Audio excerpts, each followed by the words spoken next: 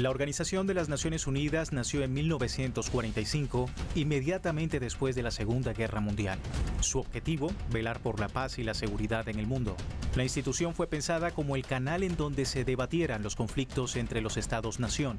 La Asamblea General es uno de los 6 órganos principales de la ONU y es lo más parecido a un parlamento mundial. Cada Estado miembro tiene un voto en las decisiones de la Asamblea General, conocida como resoluciones. Estas decisiones sobre las cuestiones más importantes, la paz y la seguridad, las elecciones de los integrantes de otros órganos de las Naciones Unidas, la admisión, la suspensión y la expulsión de los socios de la ONU y los presupuestos se deciden por mayoría de 2/3 de los presentes y votantes. El resto de asuntos se deciden por mayoría de votos. Entre sus diferentes departamentos destaca el Consejo de Seguridad, consejo en el que no están representadas todas las naciones y en el que el derecho al veto que utilizan algunos de sus miembros con frecuencia se convirtió en un obstáculo que no permite que cantidad de resoluciones sean puestas en el escenario mundial de los 193 países que hacen vida en el organismo multirregional.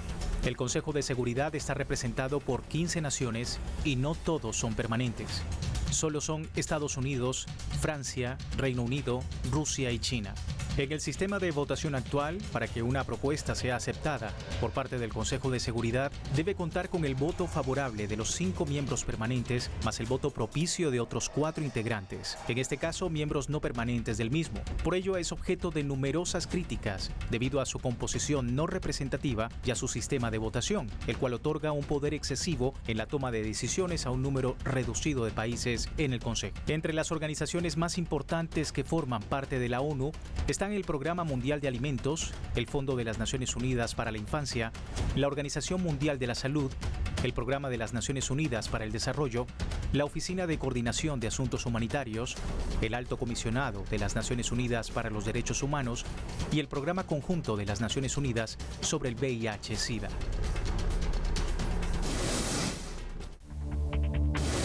Con el fin de la Guerra Fría y el advenimiento del mundo unipolar que se consolidó con el triunfo de Estados Unidos contra el bloque soviético a raíz de la separación de la Unión Soviética, pareciera que la Organización de las Naciones Unidas sirvió solo para sostener una burocracia internacional a modo de los intereses estadounidenses y de Occidente, convalidando su visión del mundo y de las relaciones internacionales.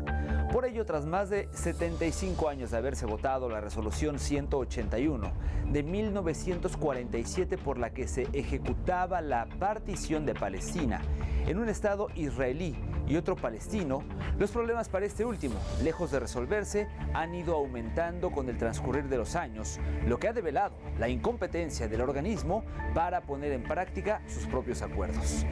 Desde esa primera resolución de 1947, la ONU se ha pronunciado centenares de veces condenando el accionar del Estado de Israel en contra de Palestina y su población, sancionando la política sistemática de violación de derechos humanos que se viene aplicando contra esa nación.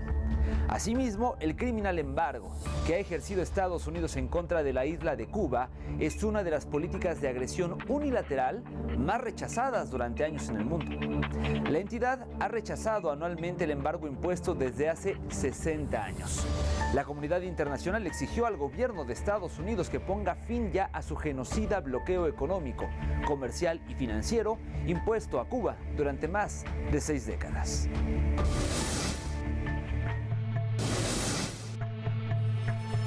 A lo largo de estos casi 75 años, desde la Resolución 181, la Organización de las Naciones Unidas se sigue mostrando ineficiente en la consecución de una paz duradera en la región de Oriente Medio que garantice la existencia de Palestina e Israel como 2 estados independientes y soberanos. Pero el apoyo cuestionable de Occidente y muy especialmente de Estados Unidos a Tel Aviv le da una patente de corso que le permite actuar como quiera en un territorio que no le pertenece, sin importarle las consecuencias de sus acciones, como el asesinato de miles de civiles palestinos, algo ya normalizado, o la muerte de trabajadores de la ONU durante los más recientes bombardeos israelíes sobre la Franja de Gaza. La ONU es causante directa de esta situación al crear de forma irregular al Estado de Israel cuando no era potestad suya, según la Carta de las Naciones Unidas. Pero incluso después de haber decidido tal desatino jurídico, no fue capaz de hacer cumplir su propia resolución 181 de la Asamblea General del 29 de noviembre de 1947, donde se establecía la partición de Palestina en un Estado judío y otro árabe y una zona bajo régimen internacional particular. En este caso, tal vez más que en ningún otro, se hizo patente el uso de la ONU como un instrumento de la política exterior de los Estados Unidos. El organismo multilateral falló en su responsabilidad primigenia de promover y consolidar la paz en el planeta. It is beyond belief. Es increíble que algunos todavía hablen de derecho a la autodefensa de una potencia ocupante que ha dejado claro que busca venganza ciega, traslado forzoso y aniquilación de nuestro pueblo.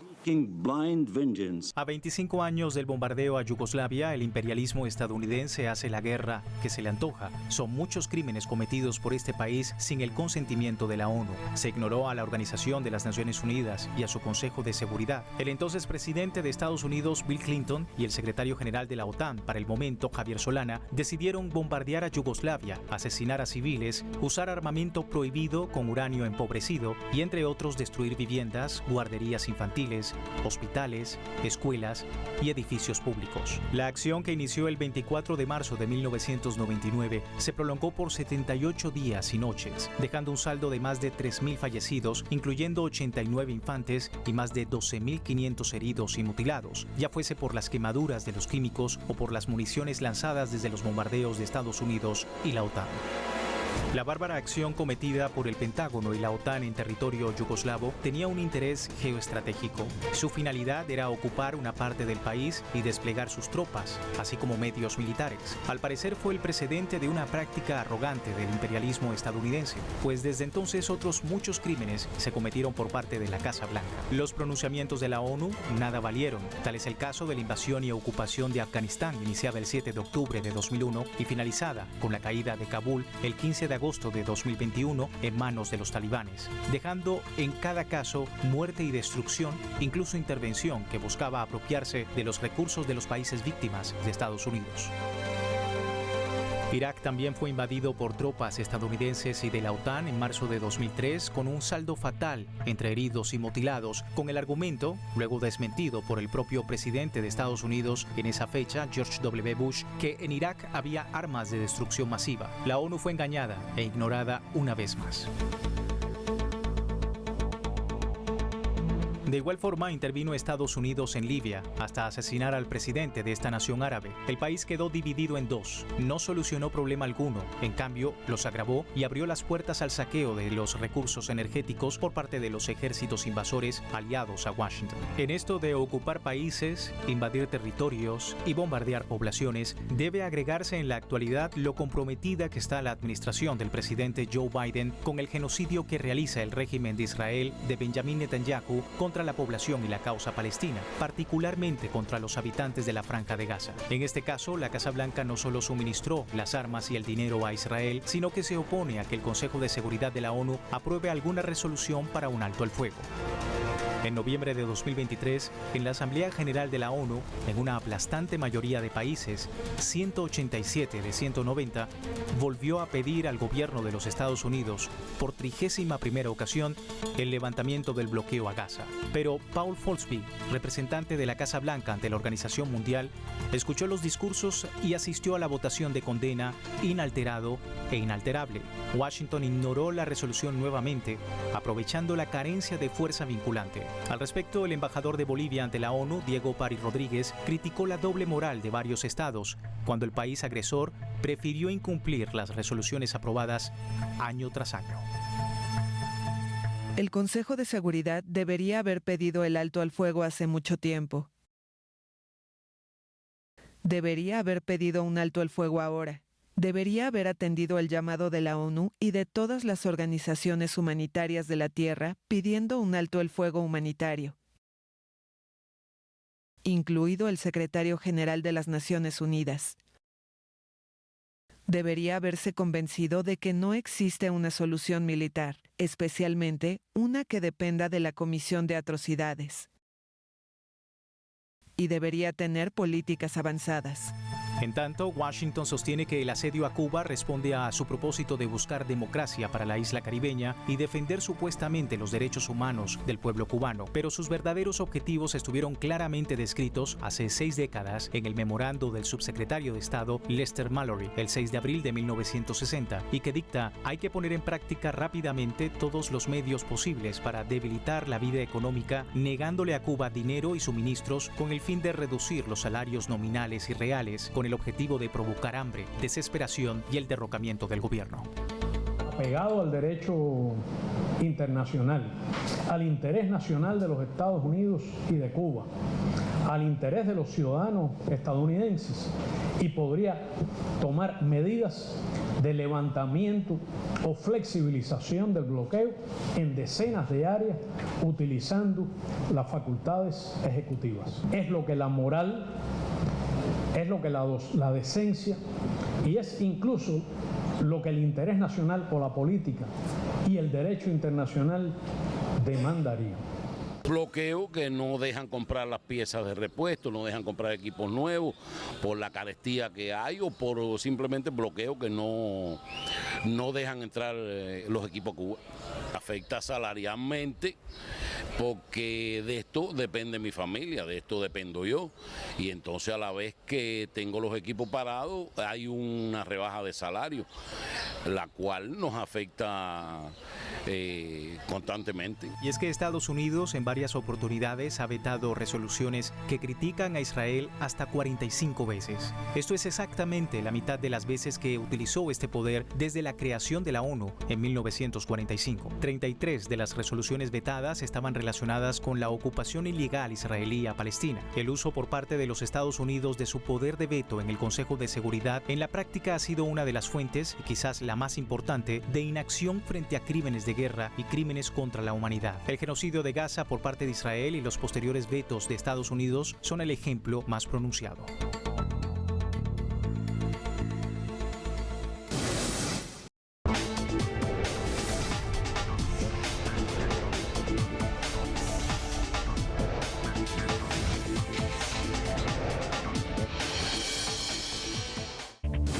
La excusa más frecuente de Estados Unidos para aplicar sanciones contra países son las acusaciones y preocupaciones de Washington sobre supuestas violaciones de derechos humanos, ausencia de democracia y terrorismo. La política de aplicación de medidas coercitivas unilaterales, conocidas como sanciones, ideada durante la Primera Guerra Mundial, viola la Carta de las Naciones Unidas y esconde un agresivo modelo de intervención. Supone el uso de la coerción y la presión sobre las economías de aquellos países que Washington considera enemigos.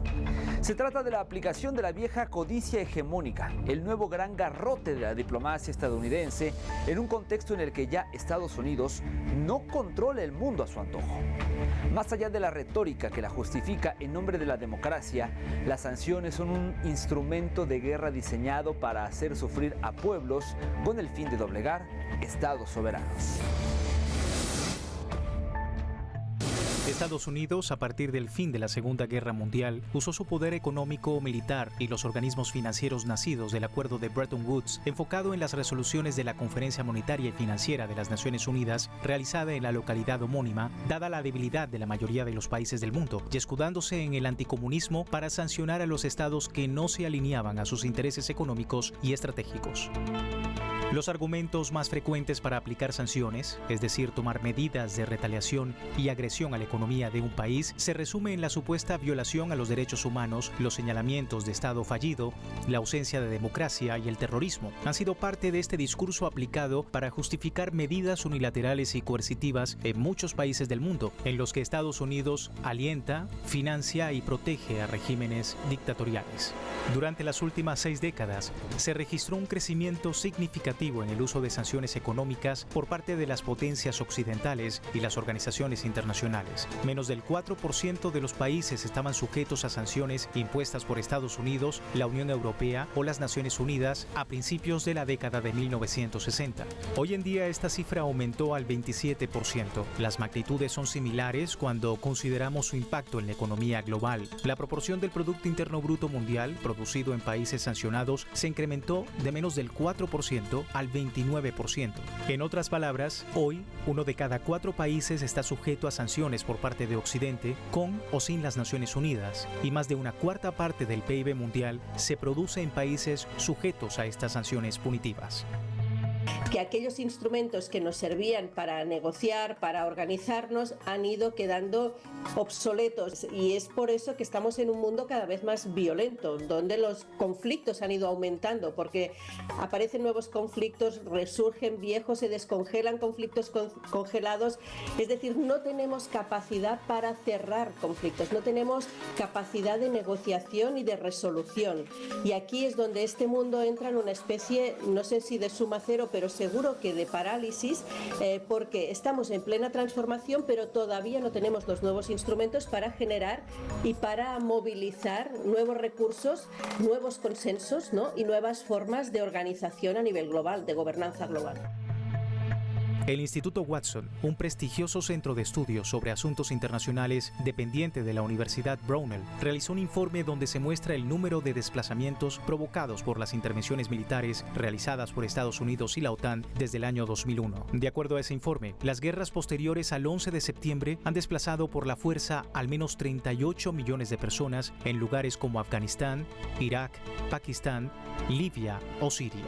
Este número, destaca el estudio, supera a los desplazados por todas las guerras desde 1900, excepto la Segunda Guerra Mundial. Entre otros aspectos, destaca que los refugiados de la guerra suelen perder el acceso a un suministro estable de alimentos o a sus puestos de trabajo, lo que provoca un aumento de la desnutrición y la vulnerabilidad a las enfermedades. Son las otras consecuencias de las guerras del siglo XXI. El mencionado instituto también realiza un detallado seguimiento sobre el número de muertes que dejaron como saldo las principales intervenciones militares lanzadas por Estados Unidos y la OTAN tras los atentados del 11 de septiembre de 2001. Esas campañas militares tuvieron lugar en escenarios como Afganistán, Pakistán, Irak o Siria. De acuerdo a las cifras que maneja ese informe elaborado mediante el uso de distintas fuentes de datos y consultadas por sus autores, se calcula que 350.800 civiles de estos países fallecieron de forma violenta como consecuencia de las guerras. En las zonas de conflictos, las personas asesinadas en sus hogares, en los mercados y en las carreteras han muerto a causa de bombas, balas, fuego, artefactos explosivos improvisados y drones. Fawaz Gerges, profesor de Relaciones Internacionales de la Escuela de Economía de Londres, dice que la operación de nazificación de Ucrania hace 2 años y ahora la guerra de Gaza demostraron que el Consejo de Seguridad de la ONU está paralizado y disfuncional, y que la Asamblea General de las Naciones Unidas es más una institución simbólica que una agencia ejecutiva. Considera que el estancamiento en el Consejo de Seguridad de la ONU es una consecuencia del regreso de las rivalidades entre grandes potencias que enfrentan a China y a Rusia, por un lado, contra Estados Unidos y Europa por el otro. Señor presidente, el desmantelamiento de la agencia tendrá repercusiones duraderas. A corto plazo agravará la crisis humanitaria en Gaza y acelerará el comienzo de la hambruna. A largo plazo, pondrá en peligro la transición del alto el fuego al día después, al privar a una población traumatizada de servicios esenciales.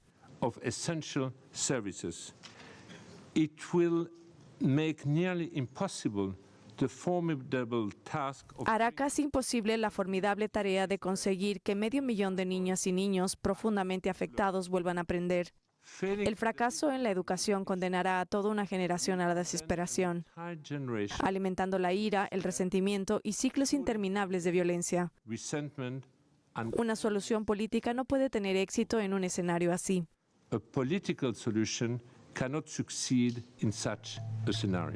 En la actualidad existe el debate acerca de la reforma de la ONU y en particular del Consejo de Seguridad, en donde la discusión se centra en 2 puntos: la ampliación del número de integrantes no permanentes y la reducción de los poderes del veto. La primera de estas opciones es preferida por todos los países en conjunto, aunque no es bien vista por los 5 miembros permanentes actuales, mientras que la propuesta de disminuir los poderes del veto o incluso eliminarlo es un tema complejo sobre el que aún no existe un acuerdo.